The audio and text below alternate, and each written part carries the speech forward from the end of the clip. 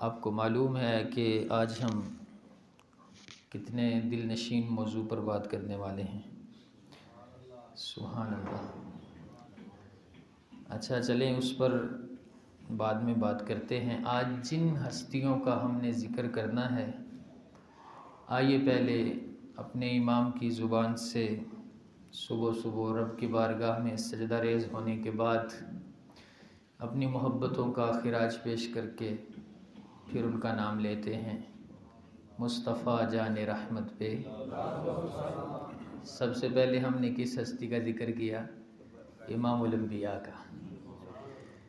مصطفیٰ جان رحمت پہ، شمع بزم ہدایت پہ، مرتضیٰ شیر حق اشجع الاشجعی۔ اب کس کا نام لیا؟ مرتضیٰ شیر حق اشجع الاشجعی، ساقی شیر و شربت پہ لاکھوں سلام۔ مولا مشکل کشا کی شان، سبحان اللہ۔ مرتضیٰ شیر حق اشجع الاشجعی، ساقی شیر و شربت پہ لاکھوں سلام۔ پارہ ہائے صحف غنچہ ہائے قدس، اہل بیت نبوت پہ لاکھوں سلام۔ پارہ ہائے صحف غنچہ ہائے قدس، اہل بیت نبوت پہ لاکھوں سلام۔ آب تطہیر سے جس میں پودے جمے، وَيُطَهِّرَكُمْ تَطْهِيرًا۔ آب تطہیر سے جس میں پودے جمے، اس ریاض نجابت پہ لاکھوں سلام۔ خون خیر الرسل سے ہے جن کا خمیر، خون خیر الرسل، امام الانبیاء کا خون جن کی رگوں میں ہے، خون خیر الرسل سے ہے جن کا خمیر، ان کی بے لوث طینت پہ لاکھوں سلام۔ اس بطول جگر پارائے مصطفیٰ، اس بطول جگر پارائے مصطفیٰ، حجلہ آرائے عفت پہ لاکھوں سلام۔ جس کا آنچل نہ دیکھا مہ و مہر نے، جس کا آنچل نہ دیکھا مہ و مہر نے، اس ردائے نزاہت پہ لاکھوں سلام۔ کون؟ سیدہ ظاہرہ طیبہ طاہرہ جان احمد کی راحت پہ لاکھوں سلام۔ سیدہ ظاہرہ طیبہ طاہرہ جان احمد کی راحت پہ لاکھوں سلام۔ یہ ہماری بخشش کے حوالے ہیں، یہ ہم غلاموں کی طرف سے سلاموں کے گجرے، یہ محبتوں کے تحفے، یہ کچھ بھی نہیں ہے، یہ کوئی احسان نہیں ہے اس بارگاہ میں، یہ تو اپنی بخشش کے وسیلے ہیں۔ سیدہ ظاہرہ طیبہ طاہرہ جان احمد کی راحت پہ لاکھوں سلام۔ جس ذات سے اللہ کے محبوب راحت پاتے ہیں، تصور کیجئے اس شہزادی کونین کا کتنا مقام ہوگا۔ سیدہ ظاہرہ طیبہ طاہرہ جان احمد کی راحت پہ لاکھوں سلام۔ حسن مجتبیٰ سید الاسخیاء، حسن مجتبیٰ سید الاسخیاء، راکب دوش عزت پہ لاکھوں سلام۔ حسن مجتبیٰ سید الاسخیاء، راکب دوش عزت پہ لاکھوں سلام۔ اس شہید بلا شاہ گلگو قبا، بے کس دشت غربت پہ لاکھوں سلام۔ اور اس کے ساتھ ساتھ چونکہ اہل بیت میں جیسے آل نبی داخل ہے، اولاد نبی داخل ہے، ویسے ہی ازواج نبی بھی داخل ہیں، تو اس لیے ہم یوں بھی عرض کر رہے ہیں، اہل اسلام کی مادران شفیق، اہل اسلام کی مادران شفیق، بانوان طہارت پہ لاکھوں سلام۔ جن میں روح القدس بے اجازت نہ جائیں، جن میں روح القدس بے اجازت نہ جائیں، ان سرادق کی عظمت پہ لاکھوں سلام۔ مصطفیٰ جان رحمت پہ لاکھوں سلام، شمع بزم ہدایت پہ لاکھوں سلام۔ ہم اپنی جبین عقیدت کو جھکا کر اپنے سر کو بلند کر رہے ہیں۔ یہ وہ بارگاہیں ہیں جہاں پر جو سر جتنا جھکتا جاتا ہے اس کو اتنا عروج نصیب ہوتا جاتا ہے. اتنا محبت بھرا یہ موضوع ہے. خدا کی قسم خاندان نبوت کے ذکر کی ہم برکتیں حاصل کر رہے ہیں. آج ہماری گفتگو کا موضوع ہے ذکر اہل بیت اور درس قرآن. اہل بیت رسول اللہ کا کنبہ، حضور کے خاندان والے. خدا کی قسم دنیا میں کوئی خاندان حضور کے خاندان جیسا نہیں ہے. دنیا میں کوئی کنبہ مصطفیٰ کی مثل نہیں ہو سکتا. دنیا میں عرب ہاں شوہر ہیں، لیکن نہ محمد مصطفیٰ جیسا کوئی شوہر ہو سکتا ہے، نہ حضور کے ازواج جیسی کسی کی ازواج ہو سکتی ہے. دنیا میں عرب ہاں باپ ہیں، لیکن نہ کوئی میرے محبوب جیسا باپ ہو سکتا ہے، نہ شہزادی کونین جیسی کوئی بیٹی ہو سکتی ہے. دنیا میں عرب ہاں نانے ہیں، لیکن نہ امام الانبیاء جیسا کوئی نانا ہو سکتا ہے، نہ حسنین جیسا کوئی نواسا ہو سکتا ہے. ہم کتنے خوش نصیب ہیں کہ اللہ نے ہمیں اپنے سارے پیاروں کا پیار عطا کیا ہے. ہم کتنے بختور ہیں، ہم کتنے مقدر والے ہیں. خدا کی قسم ہم بڑے نصیب والے ہیں. ہمیں اولاد نبی کا ذکر کرنے کی بھی سعادت مل رہی ہے. ہمیں ازواج نبی کا ذکر کرنے کی بھی سعادت مل رہی ہے. حقیقی طور پر اہل کا مطلب ہوتا ہے، اہل بیت کا مطلب ہے گھر والے. اہل بیت کا مطلب کیا ہے؟ گھر والے. تو گھر والوں میں نواسے، بیٹے بیٹیاں جیسے آتے ہیں، ازواج بھی پہلے نمبر پہ آتی ہیں. تو میرے محبوب کریم صلی اللہ علیہ وسلم کے جو گھر والے ہیں، ہم ان سب سے پیار کرنے والے ہیں، ہم ان سب کی غلامی کا دم بھرنے والے ہیں. رہ گئی بات حضور کے نواسوں کی، آل کی، سبحان اللہ. ہمیں تو ہماری ماؤں نے لوریاں ہی حسنین کی سنائی ہوئی ہے. ہماری تو گھٹی میں حسنین کی محبت ڈالی گئی ہے. ہمیں تو بچپن سے حضور کی اولاد کی محبت سکھائی بھی گئی ہے، پڑھائی بھی گئی ہے، پلائی بھی گئی ہے. ہم تو اس در کے سوا ہے ہی کچھ نہیں ہے. اگر وہ ہماری زندگی سے نکل جائیں تو ہم تو صفر ہو جائیں، ہم کسی کام کے نہ رہیں. فگر جتنا مرضی بڑا ہو، 1000 کا فگر ہے، ایک نکالنے پیچھے صفر کے سوا کچھ نہیں بچتا. لاکھوں کے فگر میں سے اگر اصل فگر نکالنے پیچھے صفر کے سوا کچھ نہیں بچتا. ہمارے جبے کبے، ہماری عزتیں، ہماری شانیں، ہماری ساری اس دنیا کی رفتیں، آخرت کی رفتیں اگر ہیں تو اولاد نبی کے قدموں کا صدقہ ہے. یہ اہل سنت کی خصوصیت ہے. کل آپ نے ذکر صحابہ سنا، کہیے سبحان اللہ. اس مجلس میں آپ کو ذکر صحابہ سے بھی سرشار کیا جا رہا ہے. اس محفل میں آپ کو ذکر اہل بیت کے بھی جام پلائے جا رہے ہیں. یہ خصوصیت آپ کو اہل سنت میں نظر آئے گی، جو سب پیاروں سے پیار کرنے والے ہیں. ہم سب کے غلام ہیں. بھئی دیکھیں ہماری کیفیت تو ایسی ہے، یوں سمجھیں کہ ہمارے ایک کنارے پہ دنیا ہے اور دوسرے کنارے پہ آخرت ہے، اور درمیان میں بڑا گہرا سمندر ہے، اور وقت ہے کالی رات کا. ایک کنارے پر دنیا ہے جہاں ہم کھڑے ہیں، اور دوسرے کنارے پر آخرت ہے جہاں ہماری منزل ہے، جہاں ہم نے پہنچنا ہے. اور درمیان میں بحر بے کراں ہے. اتنا گہرا سمندر ہے، اتنا بڑا سمندر ہے، اور رات تاریکی میں اپنا ثانی نہیں رکھتی. ایسی کالی رات ہے، اور یہاں ٹھہر نہیں سکتے، جانا ضروری ہے دوسری منزل پر. اب اس کنارے سے اس کنارے پر جانے کے لیے جس سمندر کو پار کرنا ہے، اس سمندر کو کیسے پار کریں گے؟ رستے میں خواہشات نفسانی کی موجیں ٹکراتی ہیں، شیطان راہ روک کے کھڑا ہے، کوئی کسی رکاوٹ، کوئی کسی لحاظ سے رکاوٹ آگے کھڑی ہے. میں قربان جاؤں اپنے آقا کریم صلی اللہ علیہ وسلم پہ. کونین کے والی صلی اللہ علیہ وسلم نے اپنے غلاموں پر کرم کرتے ہوئے ان غلاموں کو اس بڑے گہرے اور بڑے وسیع اور اس سمندر کو پار کرنے کے لیے ایک کشتی دی جس کو اہل بیت کہا جاتا ہے، اور ایک اس تاریک رات میں روشنی کے لیے ستاروں کا آسمان دیا جن کو صحابہ کہا جاتا ہے. اہل سنت کا ہے بیڑا پار اصحاب حضور، نجم ہے اور ناؤ ہے عطرت رسول اللہ کی۔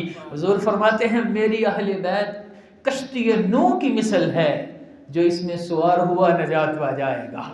حضور فرماتے ہیں میرے صحابہ تاروں کی مثل ہیں، اور جو ان میں سے جو جس کے پیچھے چلے گا ہدایت پا جائے گا۔ ہم کشتی بھی حاصل کر چکے اہل بیت کی محبت کی، ہم ستارے بھی ہم دیکھ چکے صحابہ کی ہدایت کے۔ نہ یہ کشتی ڈوبنے والی ہے، نہ وہ ستارے ڈوبنے والے ہیں۔ یہ کشتی سلامت، وہ ستارے سلامت، اہل سنت کا ہے بیڑا پار اصحاب حضور، نجم ہے اور ناؤ ہے عطرت رسول اللہ کی۔ یہ خصوصیت الحمدللہ ہماری ہے۔ ہم کتنے خوش نصیب ہیں کہ ہم اپنے محبوب کی اولاد کا ذکر کر رہے ہیں۔ ہماری تو اوقات ہی نہیں ہے ہم ان کا نام لیں، ہماری اوقات ہی نہیں ہے خدا کی قسم۔ ہم تو جاہل لوگ ہیں، ہم تو ڈرتے ہیں کہ کہیں شان بیان کرتے کرتے کوئی ایسی بات نہ کر دیں جو حقیقتاً ان کے ادب سے نیچے ہو، ہم سے کوئی کوتاہی نہ ہو جائے۔ ارے جن کی تطہیر کا خالق کائنات بیان فرما رہا ہے، جن کی طہارت کا، جن کی پاکیزگی کا، جن کے علو مرتبت کا، جن کی محبت کا خدا حکم دے رہا ہے، ہم ان کے مقام کو کیا بیان کریں گے؟ ہم کون ہوتے ہیں ان کے مقام کو بیان کرنے والے؟ ہماری اوقات ہی نہیں ہے۔ ہم تو صرف دعائیں دیتے ہیں، جیسے دنیا میں لوگ کسی سے مانگتے ہیں نا تو کہتے ہیں تمہارے بچے جیتے رہیں، کہتے ہیں نا، ہم تو دعائیں دیتے ہیں اللہ کے محبوب کو، محبوب آپ کی اولاد سلامت رہے، آپ کی یال سلامت رہے، یہ غلاموں پر بھی ذرا نظر رحمت ڈالتے رہنا۔ ہم تو اپنی بخشش کے بہانے ڈھونڈتے ہیں، اپنی بخشش کے وسیلے ڈھونڈتے ہیں۔ ہم تو بس اس نیت سے جو ہے وہ بات کرتے ہیں، وگرنہ ہماری اوقات نہیں ہے کہ ہم ان کی بات کر سکیں۔ اللہ کریم نے ان کی محبت کا قرآن میں حکم دیا، رسول اللہ نے ان کی اہمیت کو اپنے فرامین میں بیان فرمایا۔ میرے آقا صلی اللہ علیہ وسلم ارشاد فرماتے ہیں، صحیح مسلم شریف کی حدیث ہے، حضور جان عالم صلی اللہ علیہ وسلم نے ارشاد فرمایا، الا ایھا الناس انما انا بشر، اے لوگوں سنتے ہو، میں بھی ایک بندہ خدا ہوں، اور ان قریب میرے پاس بھی میرے رب کا قاصد آئے گا، اور ممکن ہے کہ پھر میں اس کی دعوت کو قبول کروں اور اس دار فانی کو میں الوداع کر دوں۔ حضور فرماتے ہیں سنو، وَأَنَا تَارِكٌ فِيكُمُ الثَّقَلَيْنِ، اور میں تمہارے اندر دو اہم چیزیں چھوڑ کے جا رہا ہوں، کتاب اللہ کی کتاب چھوڑ کے جا رہا ہوں، اور اس کتاب کے اندر ہر ہدایت بھی ہے، ہر تاریکی سے نکلنے کے لیے نور بھی ہے۔ پھر حضور نے کتاب اللہ کی بڑی شان بیان کی، بڑی اہمیت بیان کی، اور فرمایا دوسری چیز وَأَهْلُ بَيْتِي، میں اپنے اہل بیت کو تمہارے اندر چھوڑ کر جا رہا ہوں۔ اور 3 مرتبہ حضور نے فرمایا اذکرکم اللہ فی اہل بیتی، اذکرکم اللہ فی اہل بیتی، اذکرکم اللہ فی اہل بیتی، میں اپنی اہل بیت کے معاملے میں تم کو رب کی یاد دلاتا ہوں، میں اپنے اہل بیت کے معاملے میں تم کو رب کی یاد دلاتا ہوں۔ رب سے ڈرنا اور میرے اہل بیت کا حق ادا کرتے رہنا، میرے اہل بیت سے محبت کرتے رہنا، میرے اہل بیت کا حق پہچانتے رہنا۔ حدیث پاک کا مفہوم ہے، جو اللہ سے اس حال میں ملا کہ وہ ہمارے اہل بیت سے محبت کرتا ہوگا، ہماری شفاعت کا فیض اس کو نصیب ہو جائے گا۔ اور فرمایا یہ یاد رکھنا، کسی کا کوئی عمل تب تک قبول نہیں ہوتا جب تک وہ ہمارے اہل بیت کا حق نہیں پہچان لیتا ہے۔ نبی پاک صلی اللہ علیہ وسلم نے جو ہمیں تعلیم دی، حقیقتاً اس کا اصل ماخذ قرآن سے ملتا ہے۔ قُلْ لَا أَسْأَلُكُمْ عَلَيْهِ أَجْرًا إِلَّا الْمَوَدَّةَ فِي الْقُرْبَى، محبوب کریم صلی اللہ علیہ وسلم کو حکم ہوتا ہے، محبوب اعلان فرمائیں، لوگوں کو کہہ دیں میں نے تمہیں جو کچھ بھی دیا ہے، تمہیں میں نے دین دیا، تمہیں میں نے ہدایت دی، تمہیں شعور دیا، تمہیں رب کی پہچان دی، تمہیں بتوں کے سامنے ذلیل ہونے سے بچا کر ایک خدا کے آگے لے آیا، میں تم سے کوئی اجر نہیں مانگتا، کوئی اجرت نہیں مانگتا، اس کا کوئی معاوضہ طلب نہیں کرتا، الا المودۃ فی القربى۔ اب اس کی کئی ایک تفسیریں ہیں، لیکن چونکہ اس وقت ہمارا موضوع جو ہے ہم اس سے متعلقہ بات کر لیتے ہیں، اور وہ موضوع اہل بیت کا ہے، تو اس کے مطابق اس کا معنی جو بعض روایتوں کے مطابق بنتا ہے الا المودۃ فی القربى، میں تم سے یہ ساری محنت پر کچھ نہیں مانگتا، لیکن میری اہل بیت کا حق ضرور پہچاننا، میری اہل بیت سے محبت ضرور کرنا۔ بہت ساری احادیث میں نبی پاک صلی اللہ علیہ وسلم نے اہل بیت کے مقام کو بیان فرمایا ہے۔ یہاں دیکھیے دو چیزیں ہیں، الا المودۃ فی القربہ، بڑے بڑے غور سے سنیے گا۔ کیا مانگا؟ مودت۔ کیا مانگا؟ مودت۔ الا المودۃ فی القربہ، ایک ہوتی مودت، ایک ہوتی محبت۔ یہاں پر لفظ کیا ہے؟ مودت کے لفظ ہیں، محبت کے لفظ نہیں ہیں۔ محبت بھی بڑی اعلیٰ چیز ہے، لیکن مودت تو بہت اعلیٰ چیز ہے۔ اس کو ایک مثال سے سمجھیں، بطخ کو پانی سے کتنا لگاؤ ہوتا ہے؟ بہت لگاؤ ہوتا ہے نا، پانی میں رہتی ہے، عموماً پانی میں اس کا سارا دن گزر جاتا ہے کیونکہ اس کو پانی سے محبت ہوتی ہے۔ لیکن اگر وہ پانی سے نکل بھی آئے تو مر نہیں جاتی۔ کوڑے کرکٹ کے ڈھیر پر آپ نے دیکھا نا، دانے چنتے اس کو، پانی کے باہر بھی آ کر اس کی سانس چلتی رہتی ہے، اس کے نظام زندگی معطل نہیں ہو جاتا۔ لیکن اگر مچھلی کو پانی سے نکال دو تو مچھلی بچتی نہیں ہے۔ بطخ کو پانی سے محبت ہے، مچھلی کو پانی سے مودت ہے۔ یہاں پر اہل بیت کی مودت کا مطالبہ ہے، یعنی تمہاری زندگی کی سانس چلے تو میری اہل بیت کی محبت کے ساتھ چلنی چاہیے۔ جس دن اہل بیت تمہاری زندگی سے نکل جائیں تو سمجھو تم زندہ نہیں ہو، تمہاری زندگی نہیں رہی۔ الا المودۃ فی القربہ، اہل بیت کی کرامت کی مودت کا یہاں سوال کیا جا رہا ہے۔ یہ ہے درس قرآن، اہل بیت کا ذکر اور درس قرآن۔ قل لا اسألکم علیہ اجرا الا المودۃ فی القربہ، تمہاری زندگی اہل بیت کے ساتھ جڑ جانی چاہیے، تمہاری محبتیں، تمہاری عقیدتیں وہ میرے اہل بیت کے ساتھ بالکل بے غرض ہونی چاہیے۔ حضور کے صحابہ کو بھی ہم مان رہے ہیں، اہل بیت کو بھی ہم مان رہے ہیں، رب ہماری بھی مان ہی لے گا۔ اہل بیت کی شان کے حوالے سے میں ایک آیت اور پیش کر رہا ہوں جو میں نے شروع میں پڑھی ہے، انما یرید اللہ لیذھب عنکم الرجس اہل البیت ویطہرکم تطہیرا۔ سبحان اللہ، اللہ تو یہی چاہتا ہے، اے نبی کے گھر والو، اللہ تو یہی چاہتا ہے تم سے رجس کو دور کر دے، تم سے رجس کو دور کر دے، ویطہرکم تطہیرا، اور تمہیں خوب ستھرا کر دے، خوب مطہر کر دے، خوب پاکیزہ کر دے، تم سے رجس کو دور کر دے۔ وہ رجس کیا ہے جو رب نے اپنے نبی کی آل سے دور فرما دیا؟ وہ رجس کیا ہے جو رب نے اپنے نبی کی ازواج سے دور فرما دیا؟ میں نے آپ کو شروع میں عرض کیا، اہل بیت میں جیسے آل ہے ویسے ہی ازواج ہے، جو عمومی فضائل ہیں وہ جیسے آل کے ہیں ویسے ہی حضور کے ازواج کے ہیں۔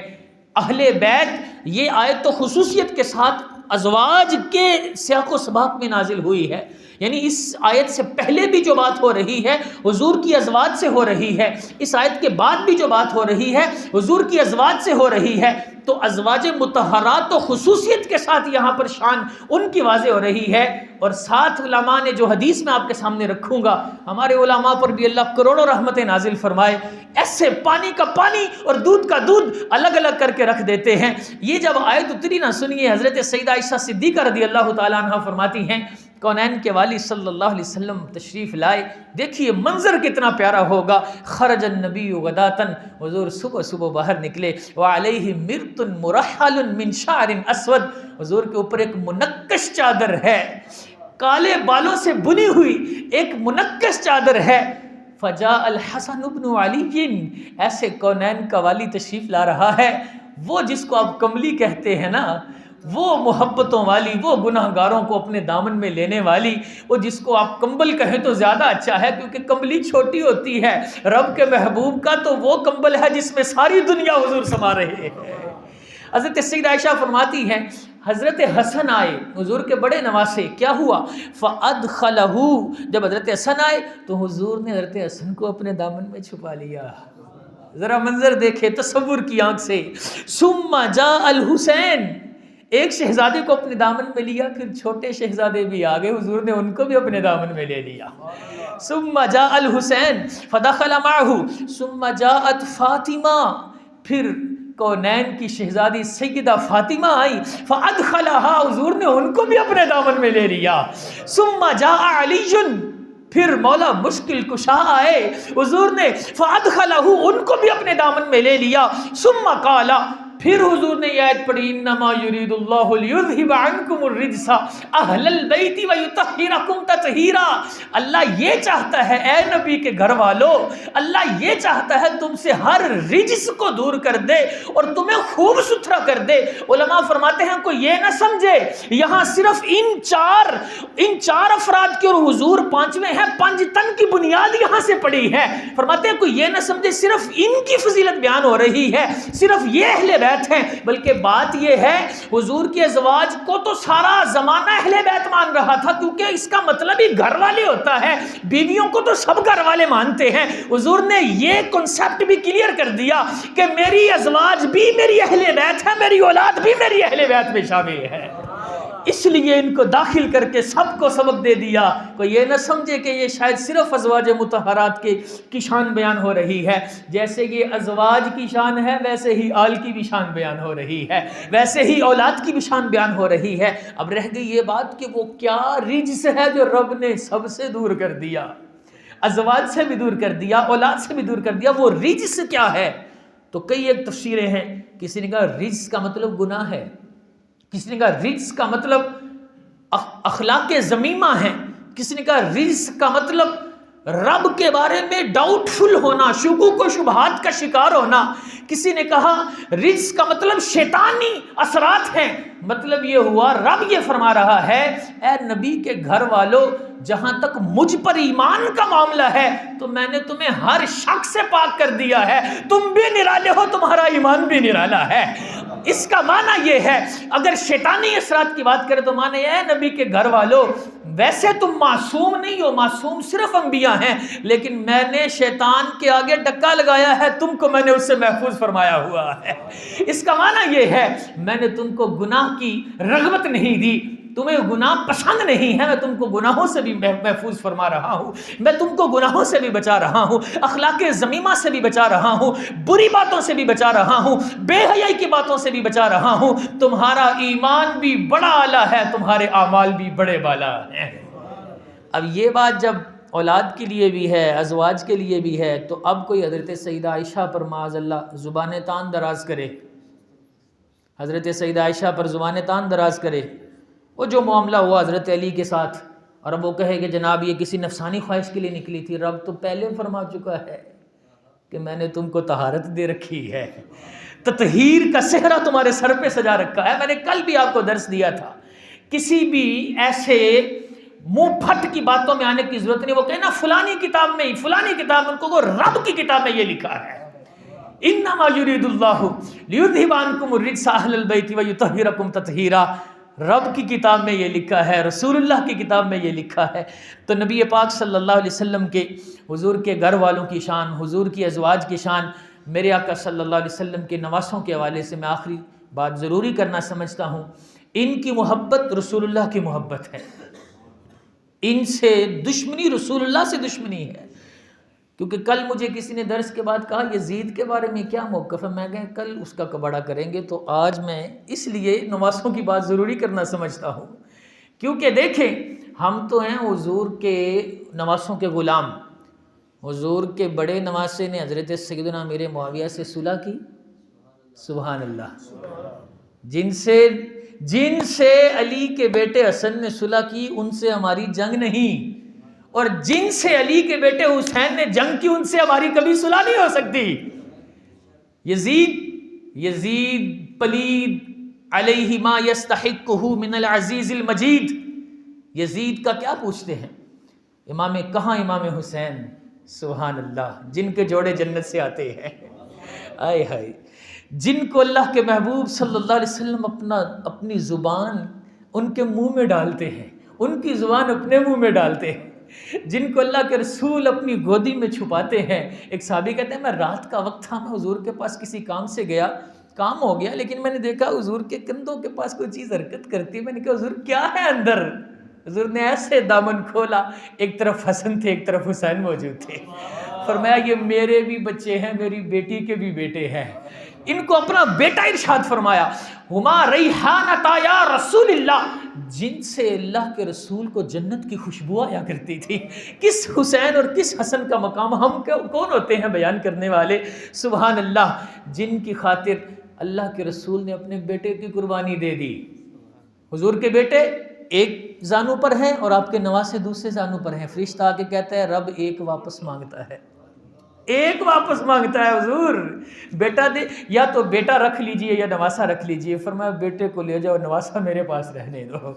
کس عظیم الشان شہزادوں کا تذکرہ ہم کس زبان سے کر سکتے ہیں. اور کہاں یزید کی بات ہے جس نے شریعت مصطفی کی دھجیاں اڑائی، جس نے آل نبی کو قتل کروایا، جس نے معاذ اللہ جس کے دور میں خانہ کعبہ کی حرمت کو پامال کیا گیا، مسجد نبوی کی حرمت کو پامال کیا گیا. ہمارا موقف یہ ہے، ہم احناف امام اعظم ابو حنیفہ رحمۃ اللہ تعالی علیہ کے جو پیروکار ہیں، ہم یزید کو کافر نہیں کہتے.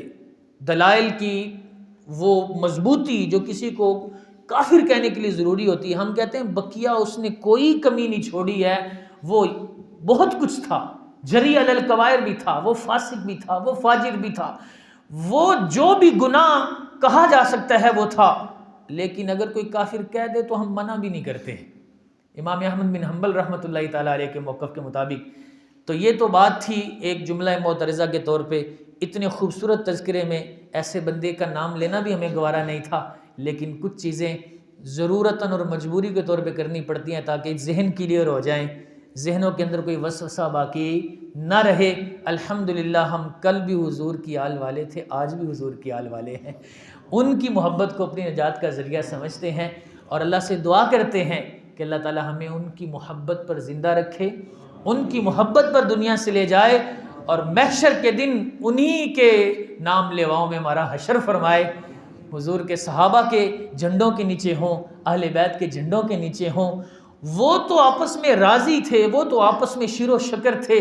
ہم بھی الحمدللہ اسی انداز سے ان کو تسلیم کرتے ہیں اور اللہ کی رحمت سے امید رکھتے ہیں کہ رب کریم ہمیں ہر دو طرف سے فیضان عطا فرمائے گا، ہر دو طرف سے شفاعت نصیب ہوگی. اللہ تعالی ہماری اس عقیدت کی مختصر سی حاضری کو شرف قبولیت عطا فرمائے. آمین بجاہ النبی الامین صلی اللہ تعالی علیہ وآلہ وسلم.